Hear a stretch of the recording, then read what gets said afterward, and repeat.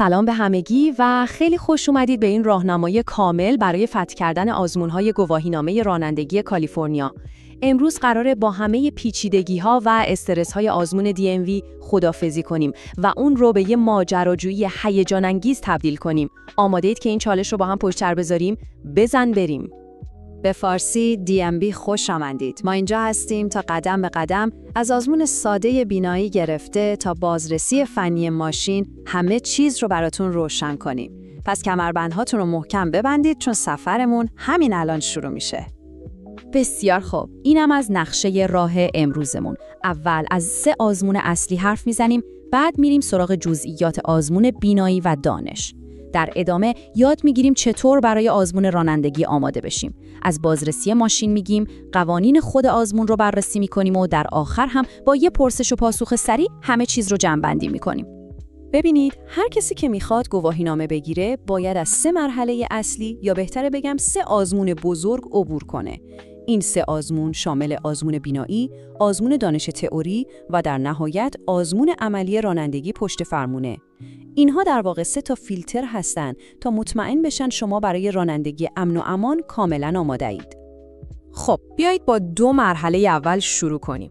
اول از همه آزمون خیلی ساده بینایی سنجی رو داریم و بعدش میریم سراغ آزمون مهم دانش کتبی که در واقع آمادگی ذهنی و اطلاعات شما را محک میزنه. آزمون بینایی خیلی سریع و ساده است. اصلا جایی نگرانی نداره.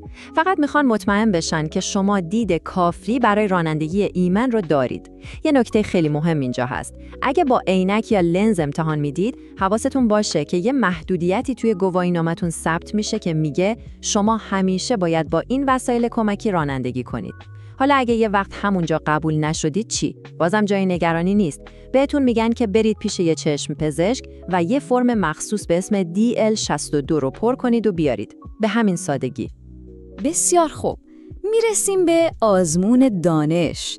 برای قبول شدن توی این آزمون چند گزینه‌ای شما دقیقاً 3 بار فرصت دارید. بار اول، بار دوم و خب امیدوارم که بار سوم دیگه کار تموم بشه، چون اگه نشه متاسفانه باید کل فرایند درخواست گواهینامه رو از اول شروع کنید. یه قانون خاصم برای راننده‌های زیر 18 سال وجود داره. اگه شما توی آزمون دانش رد بشید، باید 7 روز کامل صبر کنید تا بتونید دوباره امتحان بدید. منظور از 7 روز کامل اینه که اگه مثلا 3 شنبه امتحان دادید و رد شدید، اولین فرصت بعدی شما 4 شنبه هفته بعده. پس بهتره که همون بار اول کارو تموم کنید. حالا شاید این سوال براتون پیش بیاد که خب من که فقط دارم گواهینامه‌ام رو تمدید میکنم، تکلیفم چیه؟ یعنی منم باید دوباره اون آزمون استرس‌ها رو بدم؟ خب یه خبر خوب براتون دارم. یه راه ساده‌تر هم وجود داره.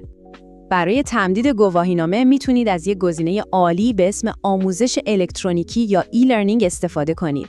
این یه دوره آنلاین و مدرنه که میتونید با سرعت خودتون مطالب رو مرور کنید. بعد از هر بخش یه سری کویزهای جالب داره و بهترین قسمتش اینه که اصلاً مردودی تو کارش نیست. راحت روی کامپیوتر، تبلت یا حتی گوشی موبایلتون میتونید انجامش بدید. خب، میرسیم به یه سوال وسوسه‌انگیز. میتونم موقع آزمون دانش یه نگاه کوچولو به کتابچه یا گوشیم بندازم و یه کمکی بگیرم؟ این سوال ما رو به یه موضوع فوق‌العاده جدی میرسونه. ببینید، کتاب راهنمای رانندگی کالیفرنیا در این مورد هیچ شوخی نداره. کاملاً واضح گفته، مطلقاً هیچ وسیله کمکی سر جلسه آزمون مجاز نیست.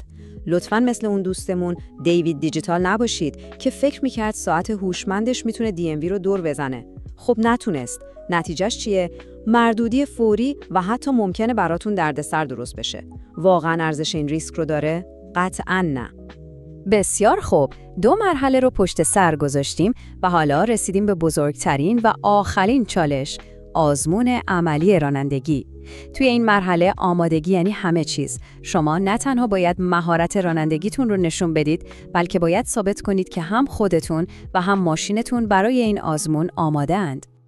قبل از اینکه اصلاً به سمت DMV حرکت کنید، بیایید این چکلیست رو با هم مرور کنیم. شما به این 5 تا چیز نیاز دارید. اول، برگه اجازه آموزش رانندگی یا همون پرمیت. دوم، یه راننده مجاز کالیفرنیایی که همراهتون باشه. سوم، یه ماشین سالم و ایمن. چهارم مدارک معتبر بیمه و سند ماشین. و پنجم اگه ماشینتون اجاره‌ایه حتما قراردادی که اسم خودتون روشه رو همراه داشته باشید.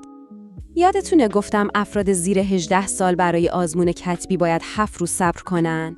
خب برای آزمون رانندگی این قانون 2 برابر سختگیرانه تره. اگه یه راننده زیر سن قانونی توی آزمون عملی رد بشه، باید 14 روز کامل، یعنی 2 هفته تمام صبر کنه تا بتونه دوباره امتحان بده.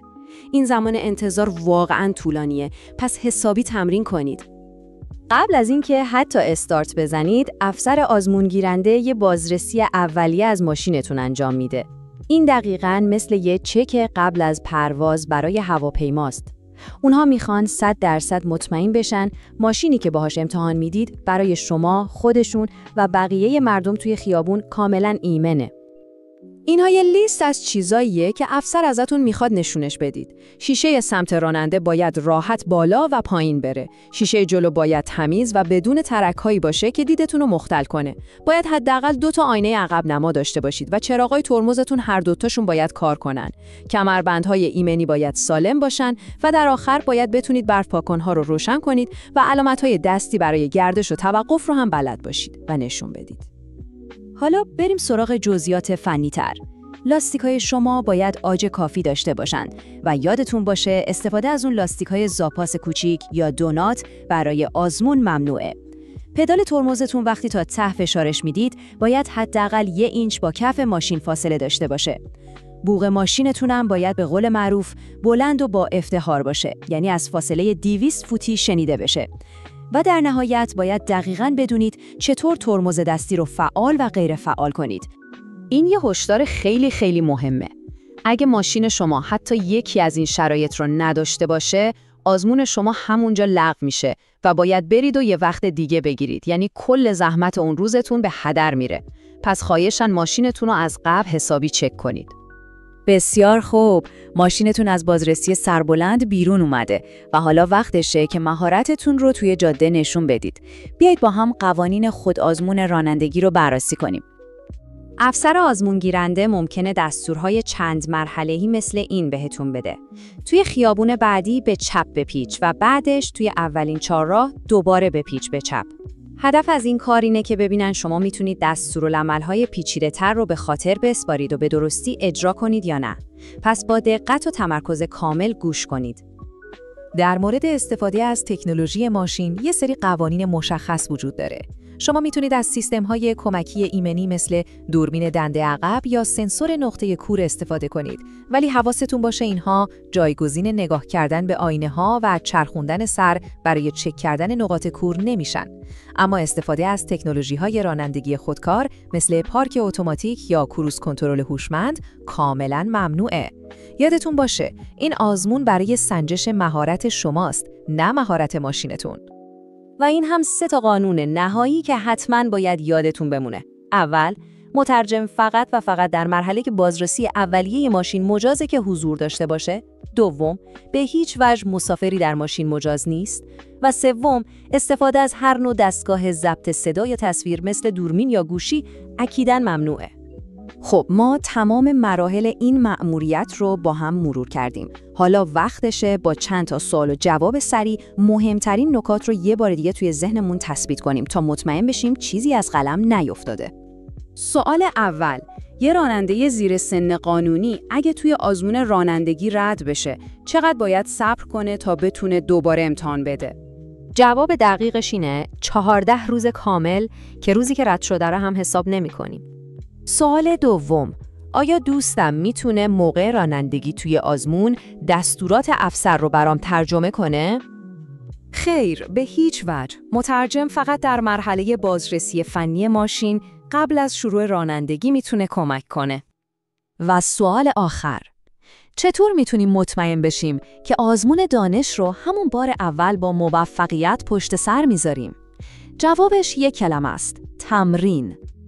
برای کلی آزمون تمرینی، نمونه سوالات بروز و یه عالم منابع مفید دیگه که به شما کمک میکنه با اعتماد به نفس کامل سر جلسه آزمون حاضر بشید، حتما یه سر به وبسایت ما در farsidmv.com بزنید. خب، شما حالا تمام قوانین این ماجراجویی رو میدونید. نقشه راه دستتونه و برای همه چالش‌ها آماده اید. سوال اینه: آیا آماده اید که آزادی خودتون رو در جاده‌های باز به دست بیارید؟ براتون آرزوی موفقیت میکنم.